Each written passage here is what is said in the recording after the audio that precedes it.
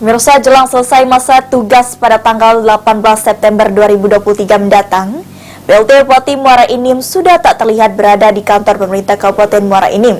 Terlihat menghadiri acara kedinasan dari pemerintah Kabupaten Muara Enim pada hari Selasa 5 September 2023. Jelang usainya masa tugas jabatan sebagai PLT Bupati Muara Enim, Ahmad Usmarwi Kafah sudah jarang terlihat berada di kantor pemerintah Kabupaten Muara Enim.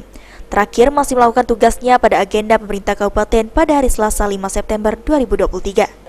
Pada hari itu, beliau masih menghadiri sejumlah acara yang diagendakan oleh Humas dan Kedinasan di kawasan Kabupaten Muara Enim. Sejak hari itu hingga sekarang Senin 11 September 2023, PLT Bupati Muara Enim sudah tak terlihat di kantor pemerintah Kabupaten Muara Enim atau menghadiri agenda dari pemerintahan. Dari pantauan PAL TV di lapangan mobil dinas yang biasa digunakan oleh PLT Bupati juga tak pernah terparkir di depan gedung kantor pemerintah Kabupaten Muara Enim. Belum tahu secara pasti apa penyebab orang nomor 1 di Muara Enim ini tidak beraktivitas di kantor atau menghadiri agenda kehumasan. Bahkan pihak Humas pemerintah Kabupaten Muara Enim masih belum bisa memberikan keterangan kenapa PLT Bupati tak beraktivitas lagi. Untuk agenda kehumasan pun sering diwakilkan kepada kepala kedinasan dan asisten dari pemerintahan.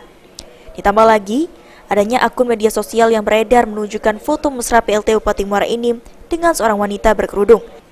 Namun hal itu sudah dikonfirmasi oleh Dinas Kominfo kalau itu akun palsu.